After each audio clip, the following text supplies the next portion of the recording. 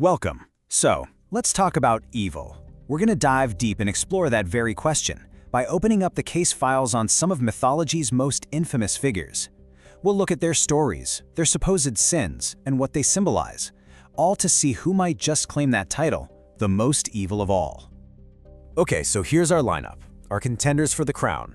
We've got the original rebel, the first woman who is exiled, a master manipulator, ancient forces of pure chaos, a whole gallery of demons who personify human sin, and of course, the ultimate adversary. Each one represents a really different and kind of fascinating facet of darkness. So, we're going to kick things off with what is probably the most famous story of rebellion in the entire Western tradition.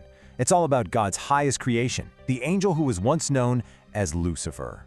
So how did this happen? How do you go from the top to the absolute bottom? Well, it's a tragic arc, really. It all starts at the very pinnacle of creation. Lucifer was so perfect, so beloved, that he was consumed by pride, the original deadly sin. He started whispering, convincing a full third of the angels that he could be God's equal. But, well, the rebellion was crushed by the archangel Michael, and his fall from grace was absolute. He was cast out, punished, and transformed into something new and terrifying. And you can really see that transformation right here. It's a complete inversion of who he was. I mean, the name Lucifer literally means light bringer. He was a symbol of perfection. But after the fall, he becomes Satan, which means the adversary. He goes from beautiful to monstrous, from the highest angel in heaven to the king of his own dark kingdom. It's a total 180. All right, let's bring in our next contender. Now, this is a figure whose story you won't find in most Bibles, but she holds this immense cultural power. Her name is Lilith. So here's the crucial detail about Lilith. Unlike Eve, who was supposedly made from Adam's rib, Lilith was created from the earth, just like Adam was. And because of that, she saw herself as his equal. She refused to be subservient, she demanded total equality, and when he wouldn't give it to her, she left. And her journey is just incredible. So, she leaves Eden, and when they try to bring her back, she refuses. For that defiance, ancient Lord casts her as a demon, a monster who threatens newborns. But fast forward to modern times, and that story has been completely reclaimed. The very independence that got her demonized is now exactly why she's celebrated as this icon of feminist resistance to patriarchy. It is a stunning reinterpretation. And that lands us right in the middle of this huge debate. So what was she? Was she a force of evil for, abandoning her post? Or was she a powerful woman who was unfairly slandered just for demanding her independence? It's a question that still sparks a ton of conversation today. Okay, our third case file. This is a figure who's prophesied to show up at the end of days. And this isn't some monster of brute force. No, this is a master of manipulation, the Antichrist. You see, the Antichrist's power is so scary because it comes wrapped in charisma. We're talking about a political genius, an unbelievable speaker who performs what look like miracles. He's going to win over the whole world, declare himself the true Messiah, and build this new world order, all while marking his followers with that infamous number 666. It's deception on a truly global scale. And this quote just nails the heart of his deception. His greatest trick is convincing people that evil, and by extension hell, isn't actually real.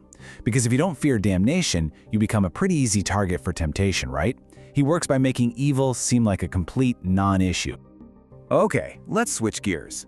Next up are two beings who represent a totally different kind of evil. This isn't about morality or rebellion. This is about raw, untamable, primordial chaos, the kind of power that existed long before human order. So meet Leviathan and Behemoth. These are colossal beasts of the sea and the land. Now, they weren't created to be enemies of mankind, but as these awesome, terrifying displays of God's power over all of creation. You've got Leviathan, a fire-breathing sea dragon with scales nothing can pierce, and Behemoth, a land creature with just unimaginable strength. Their sheer existence is meant to remind us just how small we are in the grand scheme of things. And the symbolism of these ancient monsters is still incredibly relevant. The philosopher Thomas Hobbes, he famously used Leviathan as a metaphor for the state, this all-powerful government that he argued was necessary to impose order and stop society from falling into, as he put it, a war of all against all. All right, now for a totally different angle. Let's do a kind of lightning round through a collection of demons, where each one is directly tied to a specific human failing or sin. These are the specialists of the underworld. First up, Beelzebub, the Lord of the Flies. He's the guy for gluttony. And this represents a hunger that goes way beyond just food. It's this insatiable, endless desire to consume and destroy everything. It's like a spiritual plague. Next, we have Asmodeus, the demon of lust. He takes a perfectly natural human desire and twists it into this destructive, chaotic force. There's this old, chilling story of him killing a woman's 7 husbands, one after another, which shows how this sin was seen to lead directly to tragedy and death. Then there's Mammon. This isn't just a demon of greed, he is greed. He represents the choice to worship wealth and money above all else. And honestly, what happens when a society values money over everything?